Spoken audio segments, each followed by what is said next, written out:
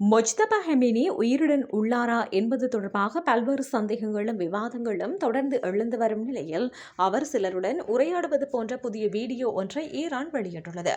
America மற்றும் Israel இணைந்து Iran மீது நடத்திய தாக்குதலில் அந்த நாட்டின் முன்னாள் உச்ச தலைவரான அயதுல்லா அலி ஹெமேனி கொல்லப்பட்டார். இதனைத் தொடர்ந்து அவரது மகனான மொஜ்தபா ஹெமேனி சில நாட்களிலேயே ஈரானின் புதிய உச்ச தலைவராக பதவியேற்றார். எனினும் பதவியேற்ற நாள் முதல் அவர் எந்தவொரு பொது நிகழ்ச்சியிலும் பங்கேற்கவில்லை. மாறாக எழுத்துப்பூர்வமான அறிக்கைகள் மூலமாகவே மாத்திரம் தனது கருத்துக்களை வெளியிட்டு வந்தார். மேலும் தனது உயிருக்கு அச்சுறுத்தல் இருப்பதாக கூறப்பட்டதுடன் பாதுகாப்பு காரணங்களுக்காக தனது தந்தையின் இறுதிச் சடங்கிலும் அவர் பங்கேற்கவில்லை.